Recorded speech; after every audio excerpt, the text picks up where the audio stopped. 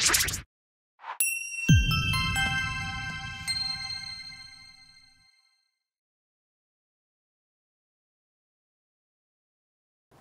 adik-adik, salam Kuiper.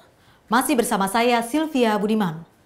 Pada video kali ini kita akan membahas latihan soal keseluruhan tentang tata nama senyawa biner, baik itu senyawa kovalen maupun senyawa ionik ya. Oke, sebelum menentukan tata nama senyawa binernya ya, perhatikan ada cara super untuk membedakan apakah senyawa itu kovalen atau senyawa ionik jika diketahui nama senyawanya. Perhatikan ya, cara supernya adalah jika dia senyawa kovalen ingat ya, itu yang terbuat dari unsur non-logam dengan non-logam. Maka cirinya adalah menggunakan monoditri, ya ditri, tetra, dan sebagainya. Jadi kalau di soal itu ada mono, ditri, tetra, itu berarti senyawa kovalen ya. Oke, berikutnya senyawa ionik. Masih ingat kalau senyawa ionik itu tersusun atas unsur logam dengan non-logam. Nah, jenis logam kan ada dua, dibagi dalam dua kelompok ya.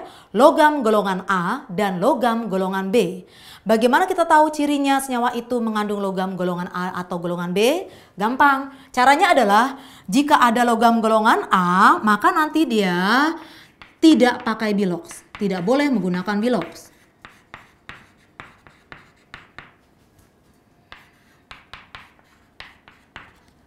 Sedangkan pada logam golongan B harus pakai bilox. Itu kan masih ingat ya kenapa harus pakai bilox?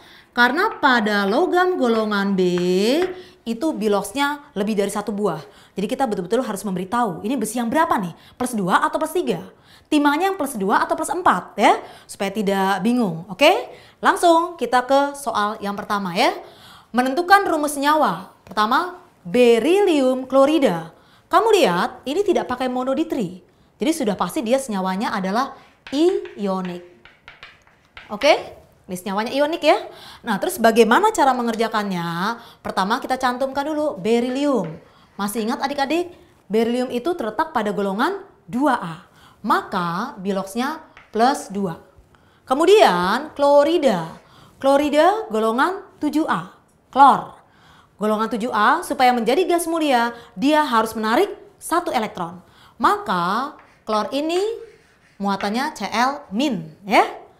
Terus bagaimana rumus dari berilium klorida? Dia akan menjadi seperti ini ya. Nah langsung aja sama dengan ya. Kamu lihat muatannya kan tidak sama. Ini plus 2, kemudian Cl-nya -1. Caranya kita harus menyamakan muatan ya. Caranya adalah kamu cari KPK antara angka 2 dengan angka 1.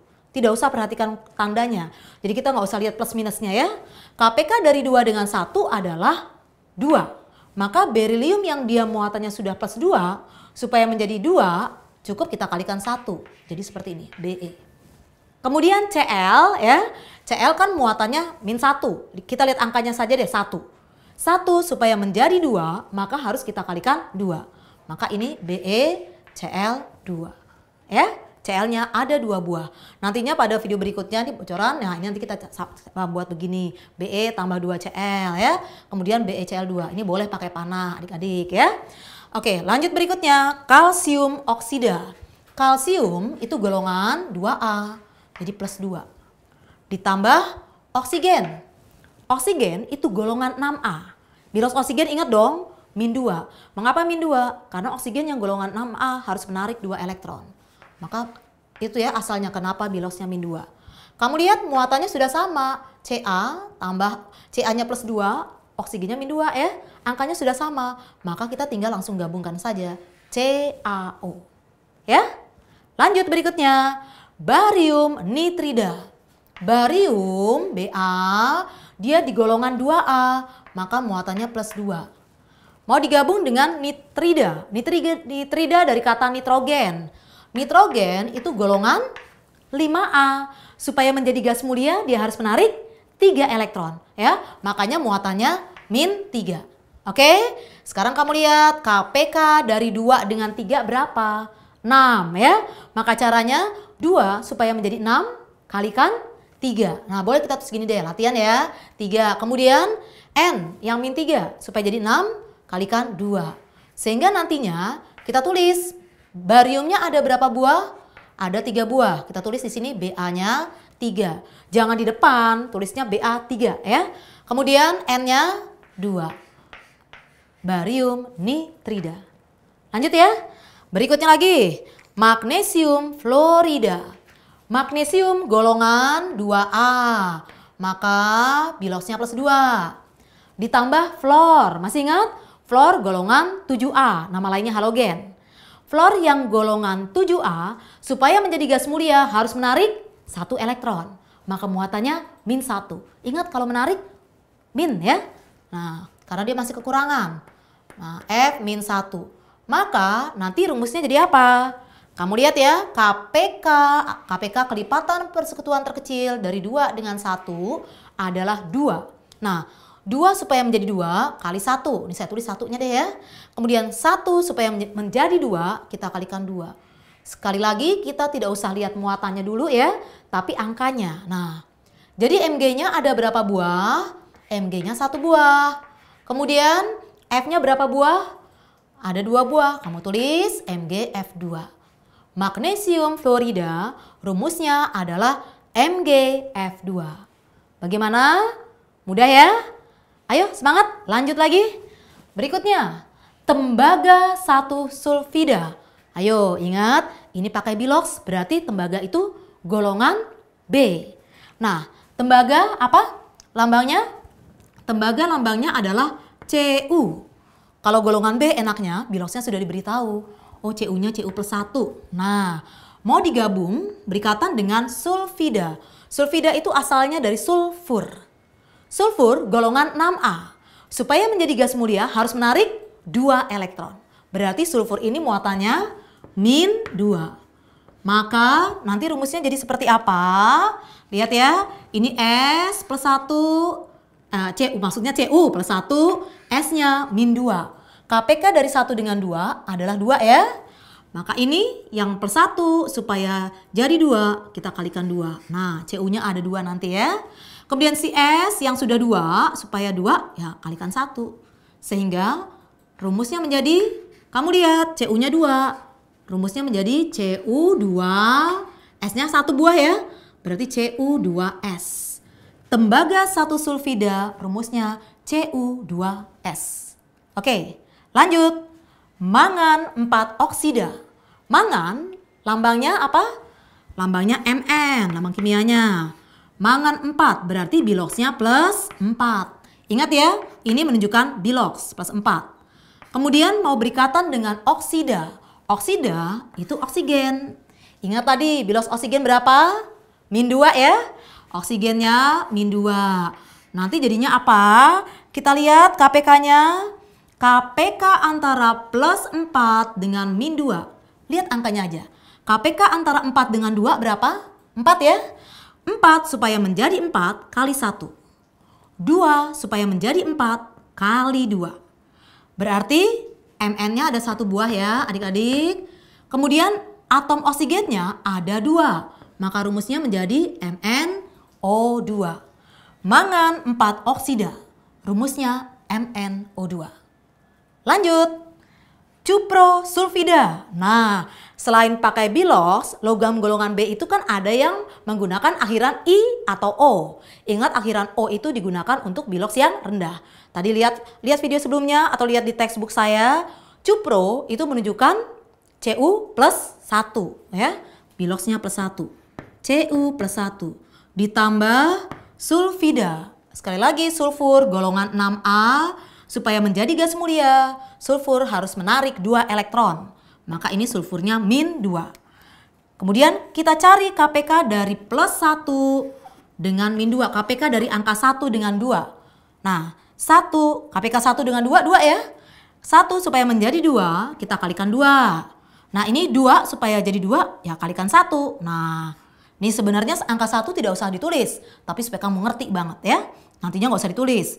Nah, maka rumusnya adalah di sini ya. Cu2S. Jadi sebenarnya tembaga 1 sulfida sama saja dengan cuprosulfida. Ya, kamu lihat rumusnya sama. Lanjut, stani iodida. Stani itu Sn. Ingat ya, Sn itu biloxnya ada yang plus 2, ada yang plus 4. Akhiran I itu untuk bilox tinggi. Berarti stani itu untuk yang Sn-nya plus 4. Kemudian ditambah dengan iodida. Iodida itu iodium, golongan 7A. Supaya menjadi gas mulia, si iodium harus menarik 1 elektron. Maka muatannya -1. Nah, di sini I-nya -1 ya. Kemudian caranya bagaimana? Sekali lagi kita cari KPK antara 4 dengan 1. KPK-nya adalah 4 ya. Stani plus 4. Sudah 4, maka ini cukup kita kalikan 1. I yang -1, yang 1 kita sebut angkanya aja ya. Supaya menjadi 4, kita kalikan 4. Maka rumusnya menjadi Sn-nya ada 1 buah ya. Sn-nya 1, kemudian I ada 4 buah. Sn I 4. Maka stani iodida rumusnya adalah SnI 4. Bagaimana? Gampang ya? Ayo semangat terus. Berikutnya, karbon disulfida. Ada di nih, berarti dia senyawa kovalen. Ya, kalau senyawa kovalen kelihatannya lebih mudah deh. Karbon disulfida. Nah, karbonnya kok nggak pakai di-tritetra? Itu artinya karbonnya cuma 1 buah. Nah, cuma 1 buah atom C. Kemudian di itu artinya 2. Ini artinya ya. Kemudian sulfida dari kata sulfur. S. Ya. Nah, jadi S-nya ada 2 buah. Ingat ya, yang 2 ini bukan miliknya karbon, tapi miliknya S. Sehingga rumusnya menjadi C-nya 1 buah, S-nya 2 buah. Karbon disulfida rumusnya CS2. Oke, lanjut ya. Boron triklorida. Boronnya ada berapa di sini? Cuma 1, karena tidak pakai monoditri, tidak pakai ditri ya. Kemudian di sini ada tri artinya 3. Klorida artinya Cl, dari klor ya. Jangan lupa yang 3 ini punyanya si Cl, bukan punyanya boron ya. Maka rumusnya menjadi boronnya 1 buah, B. Kemudian triklorida, Cl-nya ada 3 buah, jadi Cl3. Maka rumusnya menjadi BCl3 ya. BCl3 bukan artis, kalau BCl baru ya. Nah, lanjut berikutnya. Karbon tetrafluorida. Nah, karbon ini C ya. Kemudian tetra itu 4. Fluorida F. Nah, 4-nya milik siapa tadi? 4-nya milik C atau milik F? 4-nya milik F. Karena kalau C-nya ada 5, ini penta di depan ya. Kalau miliknya si karbon di depan, monoditrinya ya. Maka karbon tetrafluorida rumusnya adalah CF4. Fluor buat apa adik-adik? Yang buat mineral untuk gosok gigi, odol ya. Oke, bagaimana? Kita ulang ya. Karbon disulfida CS2, boron triklorida BCl3, karbon tetrafluorida CF4. Oke, bagaimana adik-adik? Latihan soal tentang tata nama senyawa ya. Soal-soal yang lebih bervariasi ada di textbook saya. Jadi silakan dibuka-buka ya. Jangan lupa kalau masih bingung terus putar-putar terus videonya. Jangan sampai bosan. Dan yang terpenting setelah memutar videonya langsung kerjakan kuisnya biar nggak cepet lupa ya.